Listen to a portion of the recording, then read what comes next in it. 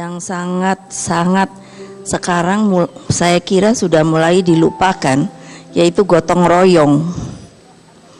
Karena sebetulnya itulah kebudayaan kita yang ada dimanapun di dalam pluralisme bangsa kita. Jadi alangkah sayangnya kalau hal itu disia-siakan oleh generasi muda. Sebagai suatu contoh kecil, zaman waktu itu arisan itu ada loh di kampung-kampung yang namanya arisan rumah.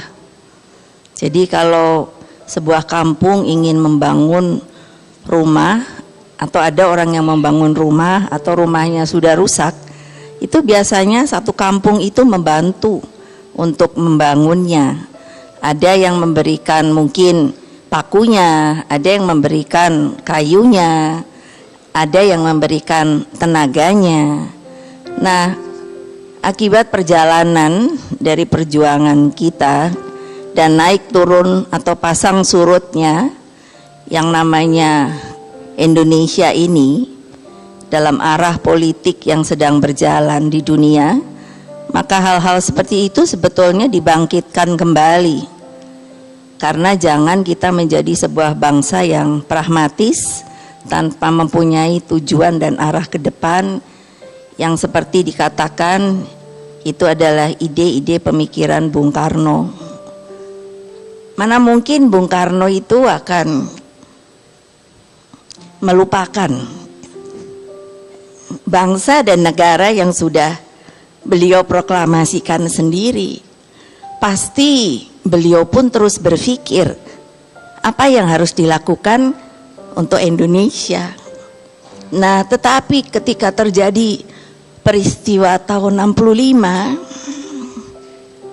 karena demikian kuatnya gejolak pada waktu itu, hal-hal seperti itu disembunyikan.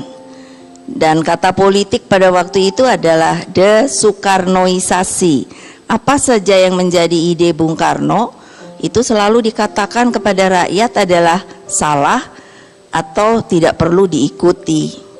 Tetapi kalau namanya seperti tadi Pak Darto katakan, ide, pikiran, dan sesuatunya yang memang sangat orisinil dari seorang tokoh, maka biasanya itu adalah sebuah logika dan realita kehidupan yang tidak bisa tergoyangkan dan terlupakan. Saya kira sampai sekarang ini maka ide-ide itu sekarang mulai berkembang, karena Tiongkok menjadi besar itu bukan karena hanya Mao Zedong saja yang membangunnya, tetapi tokoh-tokoh di Republik Rakyat Tiongkok selalu mengatakan ide Bung Karno itu selalu kami jalankan. Jadi bagi saya alangkah baiknya seluruh rakyat Indonesia mengetahui dan mengerjakan hal ini sesimpel seperti yang tadi saya contohkan, yaitu arisan rumah itu. Mari kita bangkitkan kembali gotong royong bagi Indonesia. Sekarang kita tahu nilai yang diwariskan kepada putra-putri Bung Karno adalah gotong royong, itu yang nomor satu. Bu, satu pertanyaan terakhir dari saya. Semasa beliau menjabat, Ibu adalah putri kesayangannya. Dan Ibu harus memandang dua hal. Satu, beliau adalah pemimpin besar. Satu, beliau adalah ayah. Bagaimana Ibu memandang sosok Bung Karno dari dua paradigma ini? Dari kecil kami memang diajari, dan itu pemberian pelajarannya itu adalah sangat alami, sehingga tidak dibuat-buat, tidak terkotak-kotak bahwa beliau adalah seorang presiden, seorang pemimpin besar, ataupun seorang ayah. Jadi katakan contoh kecilnya saja, meskipun beliau sedang rapat, kalau kami ingin masuk, beliau izinkan. Dan saya melihat kemiripan ini ketika saya juga bertemu tadi dengan Presiden Kennedy. Hal ini mungkin yang mendekatkan kedua beliau ini, karena pada waktu itu saya sangat juga bertemu dengan John dan Caroline, yang sekarang putri beliau itu kan menjadi duta besar di Jepang.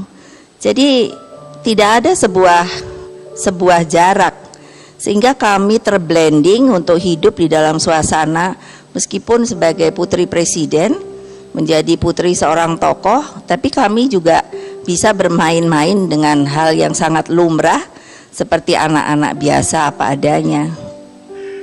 Seperti Bapak sayang kepada anaknya, itu yang diungkapkan oleh Ibu Megawati Soekarno Putri. Terima kasih untuk kesaksiannya. Boleh kita beri kehangatan? Pemirsa.